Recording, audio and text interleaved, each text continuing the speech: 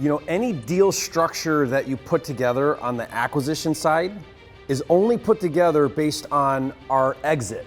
We go into a deal, and going into a deal only makes sense if we have a clear exit on the deal.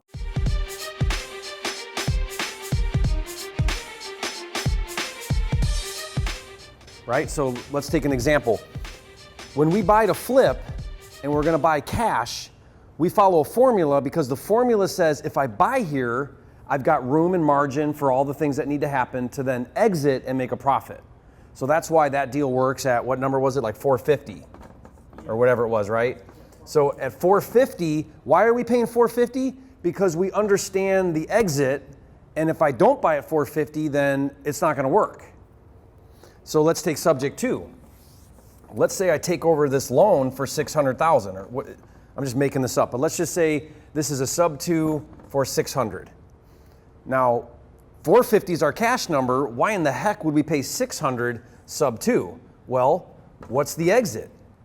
Does the exit make sense? Do I have a clear reason why 600 in makes sense? Maybe it means if I buy it at 600, I can cash flow $500 a month, because let's say that this payment is, I'm just making this up, let's say it's $3,500 a month. PITI, what's PITI? Principal, interest, taxes, insurance. So total cost for that property is $3,500. Well, what if I could rent it out for $4,000? Well, now does this deal make sense? I mean, if you want to hold it, who cares that you're paying $600?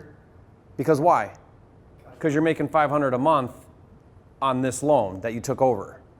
And then maybe you're thinking, you know what, I'll do that for 5 years, and then this thing will be worth $850. So I'll sell it later and make money. In the meantime, I'll cash flow. So now I'll take that loan over if you want to own rental, if you want to own a rental. I'll take that loan over and pay $600. But not because 600, but what makes 600 a deal? Because they're needing money. This. But let's say this is the case. Let's say he's in a crappy loan and his taxes are super high. And let's say that this is $4,500. But the market rent for that property is this. Deal? Yes. Why? 45 cost, 4,000 rent. Cash flow is negative 500. Yep. Is that a deal? Nope. You're still making it because of the equity that you're... If you want to write a check, a negative check for $500 every month for 5 years, I wouldn't want to do that. You want to lose $500 for 5 years? $500 a month? $6,000 a year? You could and say, hey, you know what? I'm going to lose $6,000 a year for 5 years. I'm going to lose 30,000, but when I sell it for 850, then I'll make 125 instead of 150, whatever. But I don't like writing a check on real estate every month, like losing money every month, hoping that something happens in the future better. Because what if it doesn't? What if it doesn't go to 850? But why would you get yourself into a situation where you're losing money every month? I would not do that. So is 600 a number? Is 600 a good number? Well, you got to run all the math, What's the payment? I don't know what it is. And what will that property rent for on the open market? Is there a spread? Does it make sense? How much money do they want down? Are they going to do a 0 down? Or are they going to want you to put, 50,000 down? Well, now if that's the case, do you have the 50,000? Is it worth tying up on a project like this? Is that 50,000 better used somewhere else? Opportunity cost? So it's just all opportunity cost.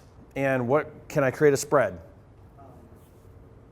Doing that model for subject to. So what I would do is I would say, hey, you know what? I may be interested in just taking over your loan. Is that something you want to talk about? And they'll be like, what does that mean? Well, it means I completely take over your loan. I make all the payments. I take care of the house. I do everything. You're able to walk away and not worry about it ever again, right? Subject to. Is that something you want to talk about? And then see if they're open to a 0 down. They may say, you know what, I'm willing to do that, but I owe $550 on the property, and I got some costs and stuff. There's a commission, there's different things. So I need $50,000 cash at closing to pay for everything and put $10,000 in my pocket. I'm just making this up, right? But you want to ask all these questions. And then, okay, well, great. Let me see a copy of your monthly statement. That'll tell you what they're paying. You want to find out the PITI, because what if they're only paying principal and interest and then they pay the taxes separate? You want to know what that is. You want to know what this is going to transfer to non-owner. Why? Because it's going to be an investment property for you, and what the heck is San Diego going to readjust the taxes to? Probably going to double property taxes. So you want to factor, reassessing. So you want to get your real number. What's your real monthly payment? Then you want to do research and find out what's someone going to rent this for? What's the going rent rate? And then is there cash flow? This is your due diligence on a deal. As far as, I can do the numbers. Yeah. Do I go to a real? I have a lady that does it all for me. They do all the legal, all the paperwork, all the closing. They make sure the insurances are right. They make sure they get the automatic, we get their login to their online banking so that we just make the payments directly, all of that. So don't worry about that. What you need to worry about is get the structure right. Like, how are we putting this together? Is the seller on board? Am I on board? Do I understand the numbers?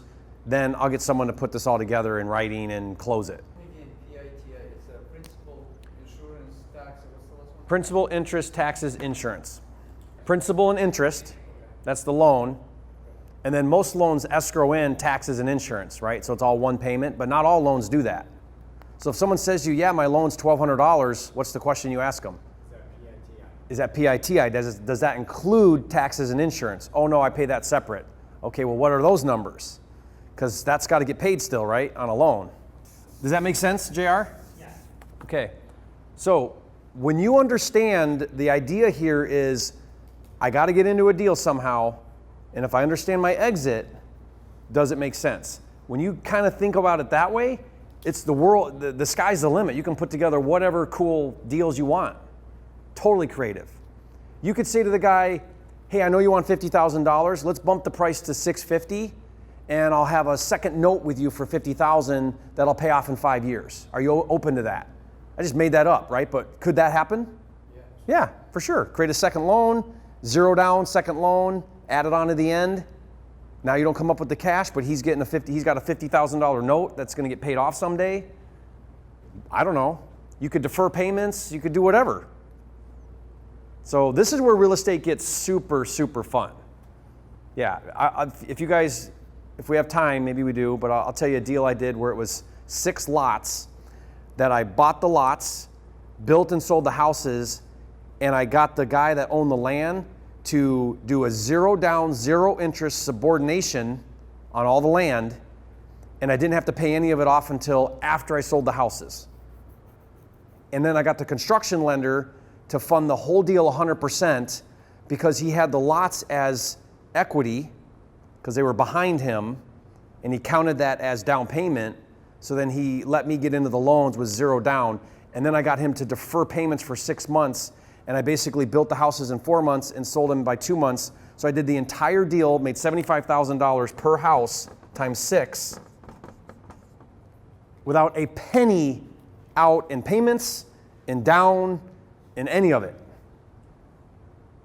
But it was just being creative. Just creative. I just kept asking, hey, can we do it like this? Can we do it like this? Can we do it like this? And everyone kept saying yes. And next thing you know, you put together a super cool deal. Isn't that fun? Is this something that's well developed after a couple years, but for me who's just starting out, It's just you sitting there going, what else could I do to make this deal amazing? And then ask the seller. Or when the seller says, hey, I don't want to let it go for $600, but I'll let it go for $650. Then you going, well, I don't want to pay any money, so how do I do this? Well, what if we do a second note? Or what if we do this? What if we partner? So just think of stuff, present it, and see what they say. And then get somebody really smart that can put it all together.